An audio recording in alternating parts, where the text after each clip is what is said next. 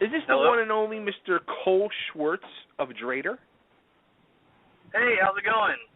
Good, man. How you doing? I'm doing great. How about yourself? Good. I'm doing I very just asked that. good. Great to hear.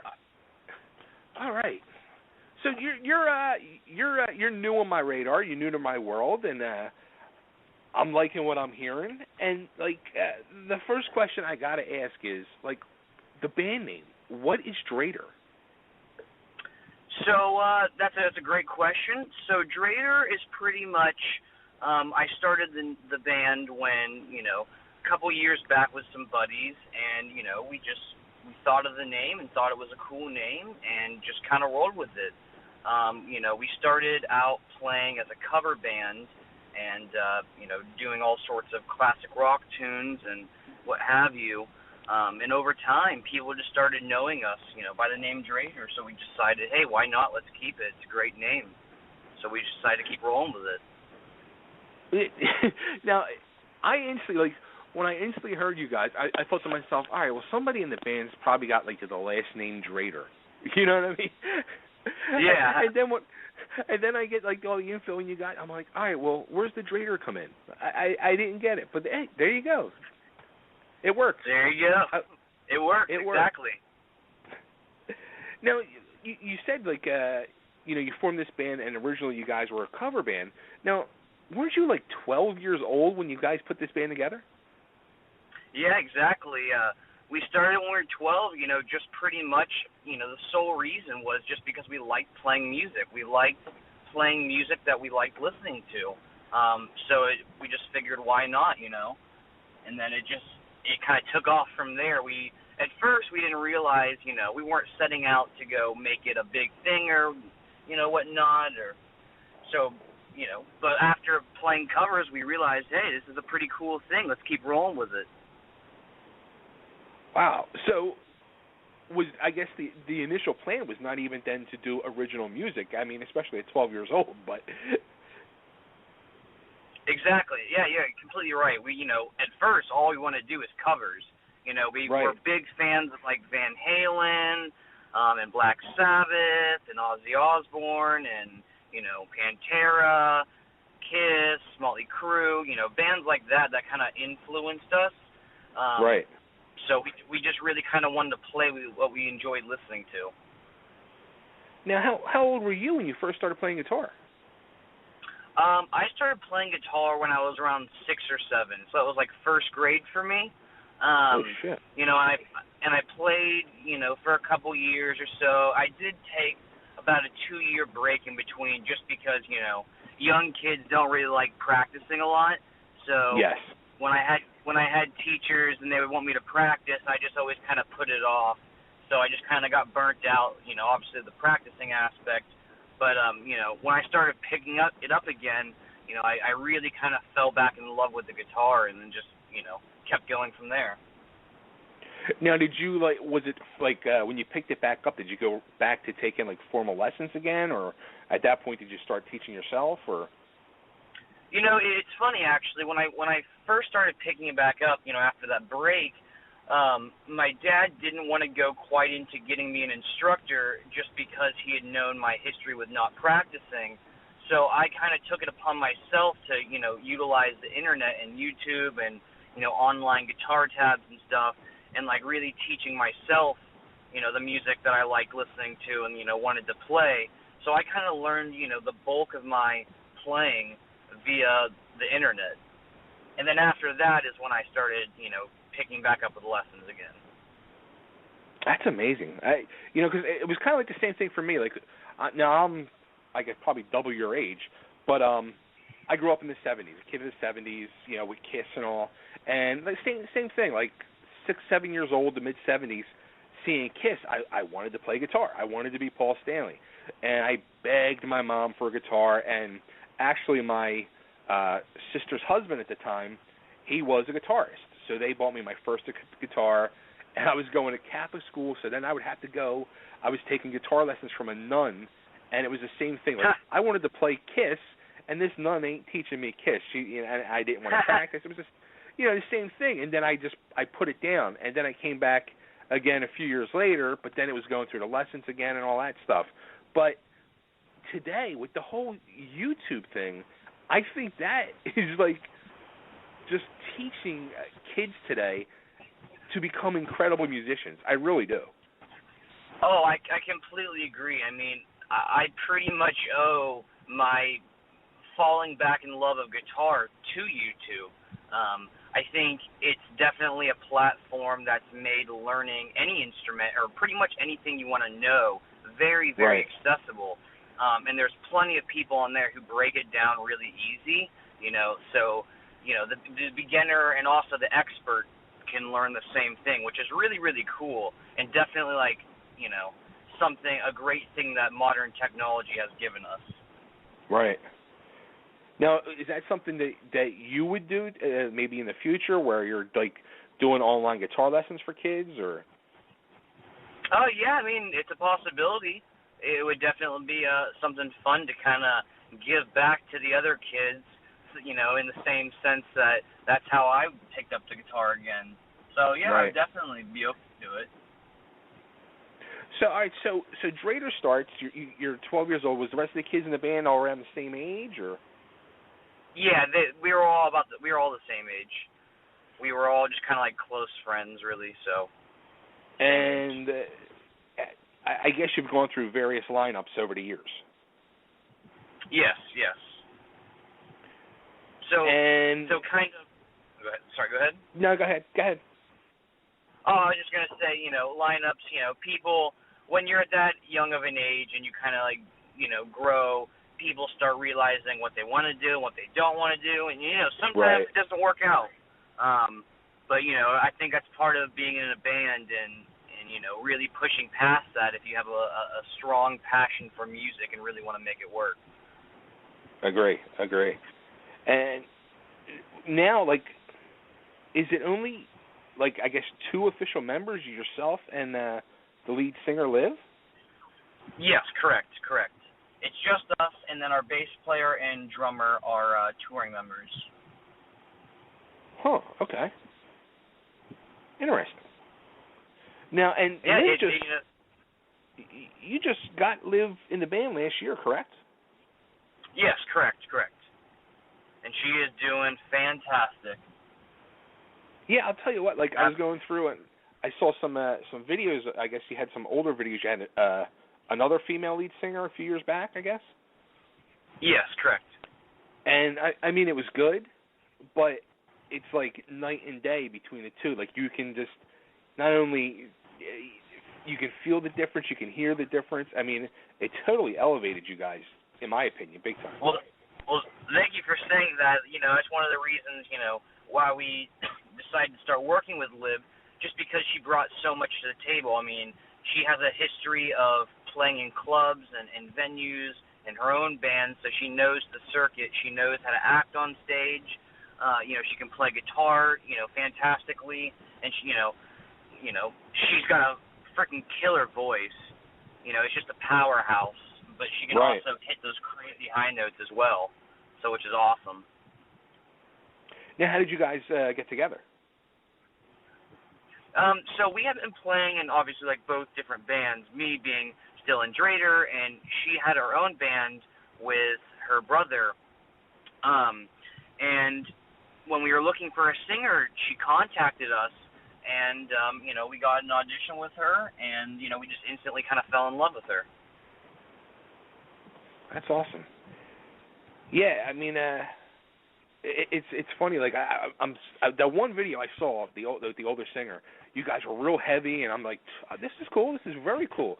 And then I put the other one on. I was like, oh my God! It's like it just brought you guys to life. It was amazing, the difference. Well, thank you. That's kind of what we wanted to go for, like a fresh start. And I definitely think we got that with the combination of her and also our new album. Cool. And now you guys are from the Dallas, Texas area, correct? Correct, yes. Have you guys done touring or anything, or you guys just been in Texas for the most part mainly, or? We've played a bunch of shows in Texas with various bands, and we're right now working on some tour dates, around the U.S. and also regionally as well. Nice. Now, have you guys been out to my parts in Philly? We have not been to Philly, but we would love to go. Yeah, you guys got to get out here. Yeah, I would completely agree.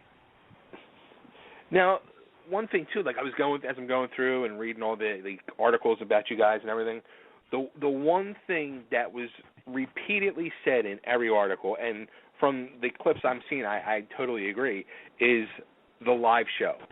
Like, the energy you guys bring on stage is just incredible.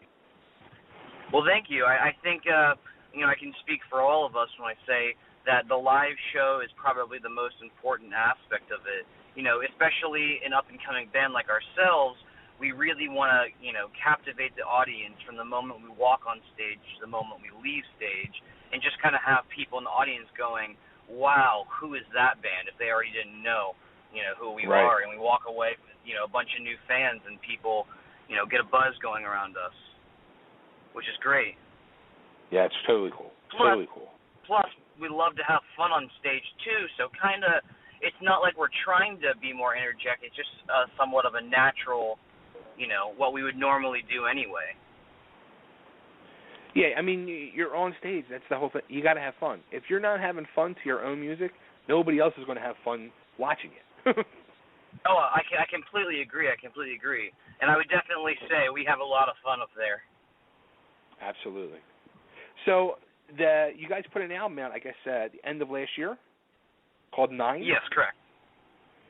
Now, yes. Is this your first album, first full length? This is our first full length. We had released an EP in the past, but that's no longer available.